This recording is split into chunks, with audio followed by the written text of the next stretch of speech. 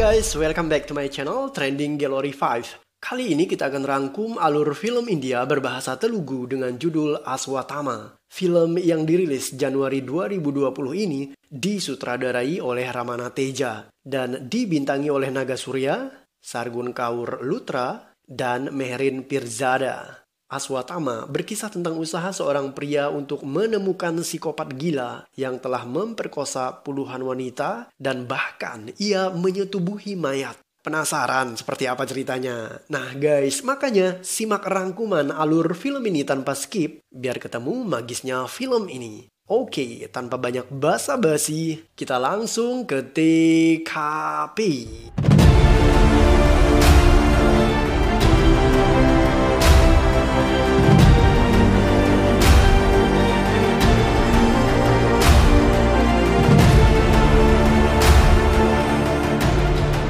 Film ini diawali dengan adegan di mana seorang anak laki-laki berjanji akan menjaga adiknya jika ia besar nanti. 4 orang pemuda diminta oleh bosnya untuk menculik seorang wanita. Mereka menangkap wanita itu dengan cara yang tidak biasa. Wanita itu tergores luka kecil. Kemudian ia terjatuh dan pingsan. Setelahnya, mereka membawa wanita itu kepada bosnya.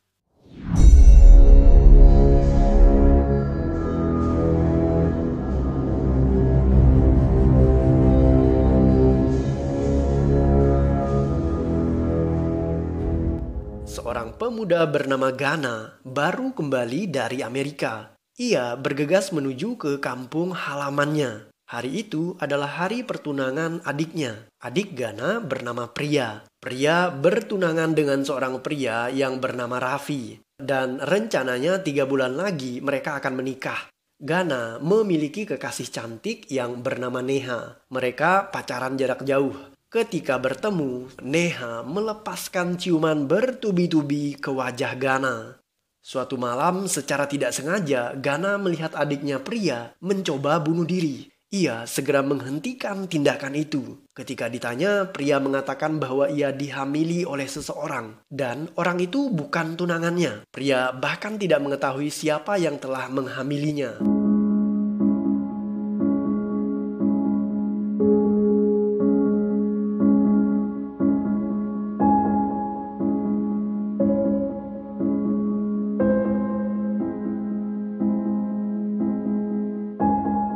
Keesokan harinya, Gana memberitahu Raffi tentang kehamilan tunangannya dan beruntung Raffi mau menikahi Priya.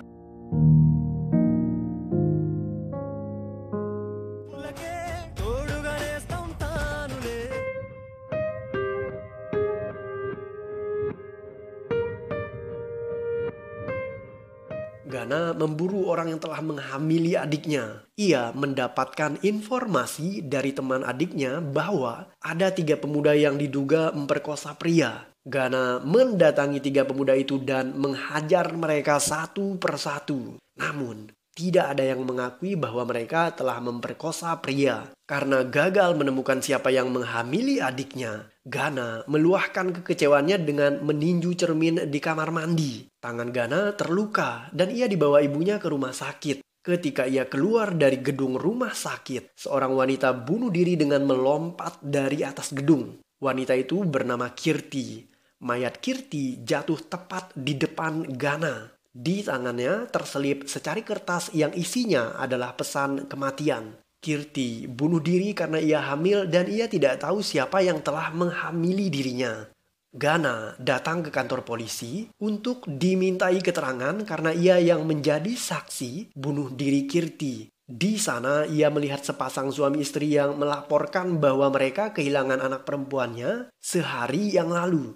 Setelahnya, pasangan suami istri ini berhasil menemukan anaknya yang hilang. Ia ditemukan pingsan di suatu tempat dan akhirnya dibawa ke rumah sakit. Ternyata kasus orang hilang sudah sering terjadi dan korbannya adalah para wanita muda. Mereka menghilang, kemudian keesokan harinya kembali ditemukan dalam keadaan pingsan, tidak sadarkan diri. Gana secara diam-diam mengambil file laporan orang hilang ketika polisi lengah. Ia kemudian menelpon salah satu korban. Wanita itu mengatakan bahwa ia pernah menghilang dan saat kejadian ia merasa sangat mengantuk.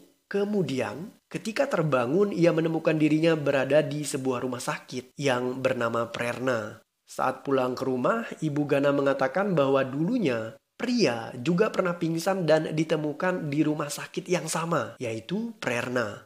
Gana curiga, jangan-jangan ada sesuatu yang tidak beres dengan rumah sakit itu. Ia mendatangi petugas untuk mendapatkan informasi, namun tentu saja Gana ditolak karena ia bukan seorang polisi. Sekalipun demikian, Gana mendapatkan sebuah informasi penting, yaitu semua korban yang dinyatakan menghilang ternyata saat ditemukan mereka dibawa ke rumah sakit dengan menggunakan mobil ambulan. Namun perawatnya tidak bisa melacak mobil ambulan mana yang mengangkut mereka. Neha dan Shruti masuk ke sebuah mall. Seseorang menggunakan maskot beruang memberikan Shruti sekuntum bunga. Dan di saat bersamaan tangan Shruti terluka. Setelahnya Shruti pingsan dan ia dibawa oleh ambulan. Neha mencoba masuk ke ambulan itu untuk menemani Shruti. Namun ia malah ditinggalkan. Merasa curiga, Neha menelpon Gana. Gana segera bergegas menemui Neha. Setibanya di sana, ia dan Neha kemudian melacak ambulan yang baru saja meninggalkan mall tadi. Gana meminta Neha tetap berada di ruangan kontrol kamera CCTV, sedangkan ia mengejar ambulan dengan panduan dari Neha. Yang jadi masalah adalah ada 5 ambulan yang baru saja keluar meninggalkan mall. Gana kemudian mengejar semua ambulan itu satu persatu. Namun hasilnya nihil. Gana mendatangi ambulan yang salah. Tidak ada Shruti di sana. Gana kemudian mengejar ambulan yang terakhir. Melalui aksi yang heroik dan akrobatik, ia berhasil mendapatkan ambulan tersebut. Gana harus menghadapi 4 penjahat dalam sebuah perkelahian. Namun ia terlalu tangguh untuk mereka.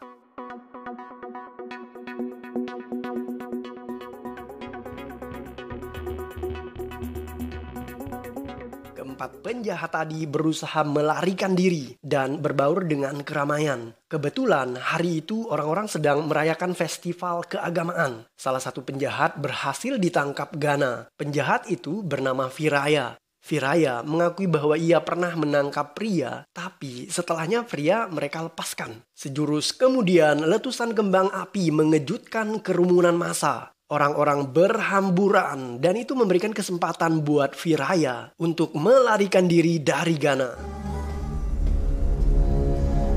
Manoj Kumar adalah seorang dokter forensik terbaik di kota itu. Namun ia seorang psikopat. Manoj adalah dalang di balik hilangnya para wanita di kota itu. Tak hanya itu, Manoj juga memiliki kelainan yang psikopat abis, yaitu ia senang meniduri mayat.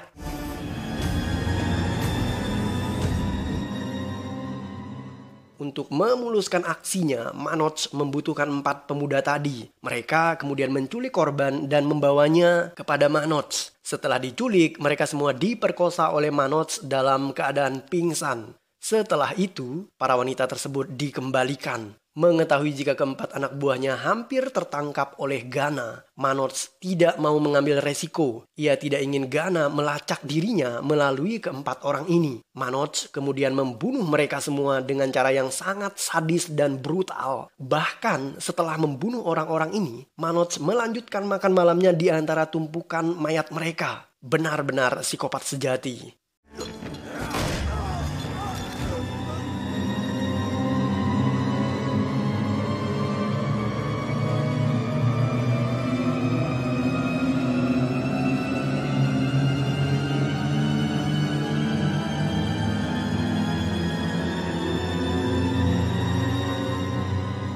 Neha mendatangi Gana. Ia merasa aneh. Menurutnya, Gana sudah berubah dan kemungkinan tidak mencintainya lagi. Saat Neha menanyakan sebab kenapa Gana selalu cuek kepadanya, Gana tetap bungkam. Neha kemudian terus memaksa yang membuat Gana tidak mampu menahan diri. Ia terpancing amarahnya, kemudian menampar Neha. Gana menjelaskan bahwa saat ini ia ingin fokus untuk menemukan siapa pelaku pemerkosaan yang membuat pria adiknya hamil. Dan itulah yang mengganggu pikirannya, sehingga ia mengabaikan Neha.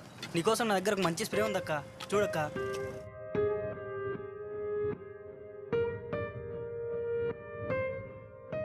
seorang anak pengusaha terkenal yang bernama Somia dilaporkan menghilang. Gana meminta bantuan Neha untuk mencari informasi tentang Somia. Neha menyamar sebagai teman Somia dan ia masuk ke dalam kamarnya kemudian memeriksa sebuah laptop. Di sana Neha mendapatkan foto-foto Somia dan ia mengirimkannya kepada Gana. Dalam salah satu foto itu, ada satu foto di mana Somia sedang berselfie ria di sebuah mall dan di belakangnya terekam wajah seorang pria tua yang mencurigakan. Gana kemudian mengecek kamera CCTV mall tersebut dan ia melihat Somia membeli parfum di depan mall. Gana mendatangi tukang parfum itu. Menurutnya, ia adalah penjual bunga, bukan penjual parfum. Jadi, hari itu ada seorang kakek yang kelelahan dan ia meminta bantuannya agar menjualkan parfum milik sang kakek. Pemuda itu siap membantu. Ia pun menjual parfum pada Somia. Ternyata kakek tua itulah yang ada di dalam foto selfie Somia. Guys, kakek ini sebenarnya adalah pembantu yang tinggal di rumah Dr. Manoj. Somia yang menghilang sehari sebelumnya akhirnya ditemukan sudah menjadi mayat. Ia dibuang di depan kantor polisi. Ternyata saat diculik, Somia menggunakan narkoba. Jadi ia tersadar setelah Dr. Manoj menyetubuhinya. Karena Somia telah melihat wajah Manoj, dokter gila itu tidak mau mengambil resiko. Manoj kemudian membunuh Somia. Saat melakukan itu, ayah Manoj berada di sampingnya. Pria ini bernama Kishore. Kishore mencoba melarang Manoj agar tidak membunuh Somia. Namun larangan itu tidak digubris oleh Manoj. Polisi mendatangi Dr. Manoj. Ia diminta untuk melakukan visum terhadap mayat Somia karena Manoj adalah dokter forensik yang terkenal di kota itu. Saat konferensi pers, Manoj mengatakan bahwa pembunuh Somia benar-benar kejam karena telah membunuh korban dengan cara yang sangat sadis. Menurutnya, pembunuh seperti ini bukanlah seorang manusia, melainkan binatang. Manoj berharap polisi segera menangkap pelaku itu. Gana kemudian menjelaskan kepada Neha bahwa selama ini ia menyelidiki misteri hilangnya para gadis di kota itu. Setelah menghilang, para gadis ini ditemukan dalam keadaan tidak sadarkan diri dan setelahnya mereka hamil. Menurut Gana, ada dua kesamaan dalam setiap kasus hilangnya para wanita. Pertama, mereka diculik menggunakan ambulan. Dan kedua, semua korban mengalami hypoglikemia, yaitu kondisi di mana kadar gula dalam tubuh seseorang menurun drastis, kemudian ia mengalami dehidrasi, setelahnya pingsan. Adapun salah satu pemicu hypoglikemia adalah obat yang bernama hypomemasin. Gana yakin jika keempat penjahat yang menculik para korban hanyalah bidak catur yang dikendalikan oleh orang yang sangat cerdas, licik, dan jahat. Dan karakter seperti ini mengingatkan Gana akan karakter Aswatama dalam kisah pewayangan Mahabharata. Menurut Gana, dalam jiwa Aswatama terdapat 100 kejahatan Kurawa. Gana mendatangi ruang kontrol CCTV sebuah mall di mana Somia berselfie ria dan di belakangnya tertangkap sosok wajah pria tua. Berdasarkan rekaman kamera CCTV tersebut, Gana mengetahui bahwa kakek tua itu menyewa mobil rental saat mendatangi mall. Kakek tua itu bernama Baskar. Ia adalah anak buah Manoj. Gana melacak mobil rental tersebut dan hal itu membawanya ke sebuah rumah mewah. Saat mengetuk pintu, Manoj keluar. Gana kemudian bertanya, "Apakah ini tempat rental mobil?" Manoj kemudian menjawab, "Bukan. Rentalnya ada di bangunan bagian belakang." Saat Gana bersiap pergi, ia tahu jika dokter itu adalah dokter Manoj karena dokter Manoj memang sering muncul di TV. Gana kemudian bertanya tentang hasil tes forensik Somia dan kaitannya dengan obat yang bernama hypomemasin. Mendengar pertanyaan itu, Manoj mengetahui jika Gana tahu banyak tentang cara ia menculik korbannya, sekalipun Gana tidak mengetahui jika dokter Manojlah pelaku itu. Manoj kemudian membawa Gana masuk ke dalam rumah untuk menikmati secangkir kopi. Dan tentu saja Manoj sudah bersiap-siap untuk membunuh Gana. Neha sedang berada di kantor polisi untuk menggali informasi tentang Baskar. Setelah Neha keluar dari kantor polisi, seseorang membuang mayat tepat di depan kantor itu. Pria yang membuang mayat itu adalah anak buah Manoj yang bernama Baskar. Neha kemudian menelpon Gana dan mengatakan, "Seseorang membuang mayat di kantor polisi. Aku harus mengejar mobilnya sekarang." Mendengar hal itu, Gana segera menyusul Neha dan ia meninggalkan kediaman Manoj. Di saat bersamaan, Dokter Manoj keluar membawa kopi yang sudah ia bubuhi dengan obat hypomemasin. Tapi tentu saja Dokter Manoj tidak menemukan Gana di sana karena ia sudah keburu pergi. Bhaskar menelpon Manoj. Ia tahu jika seseorang membuntutinya. Karena itulah Manoj kemudian mengarahkan Bhaskar agar menuju ke sebuah pelabuhan yang sepi. Saat Bhaskar tiba di suatu titik yang telah ditunjukkan oleh Manoj, ia membunuh pria itu dengan menjatuhkan kontainer besar tepat di atas mobilnya. Gana tiba di pelabuhan, tetapi semuanya sudah terlambat. Bhaskar tewas. Di samping mobilnya yang hancur, Gana menemukan sebuah kartu nama. Dari kartu itulah Gana mengetahui jika pemilik mobil yang hancur tersebut adalah Dokter Manoj. Gana segera mendatangi kediaman Dokter Manoj. Ia bergegas naik ke lantai atas dan di sana ia menemukan sejumlah mayat yang diawetkan dalam sebuah tabung besar. Gana kemudian memanggil Manoj dengan sebuah siulan. Manoj kemudian naik ke lantai atas dan menemukan Gana. Setelah rahasianya diketahui oleh Gana, Tuan Kishore marah terhadap anaknya Dokter Manoj. Ia memukulinya berulang kali. Film beralih ke flashback di masa lalu terkait bagaimana Dokter Manoj pada akhirnya menjadi seorang psikopat. Ternyata sewaktu mudanya Manoj tidak memiliki ibu dan ia dibesarkan oleh ayahnya dengan cara yang keras. Setiap kali ketika Kishore mengetahui Manoj melakukan sebuah kesalahan, maka Manoj akan dipukuli. Tuan Kishore mengajarkan satu prinsip kepada anaknya, yaitu tidak peduli berapa banyak kejahatan atau kesalahan yang dilakukan, kuncinya hanya satu, jangan pernah ketahuan. Nah, karena itulah Manoj membunuh orang-orang yang diduga akan mengungkapkan semua kejahatan atau kesalahan yang ia lakukan dengan tujuan agar kesalahan itu tidak diketahui oleh orang-orang. Di usia remaja, Manoj telah membunuh 2 pembantunya karena mereka mengetahui kesalahan yang Manoj lakukan. Manoj juga membunuh ayahnya sendiri karena ayahnya juga mengetahui kesalahan yang Manoj lakukan. Tuan Bhaskar melihat Manoj membunuh pembantu dan ayahnya. Namun Manoj tidak membunuh Bhaskar karena pria ini merahasiakan kejahatan yang dilakukan Manoj.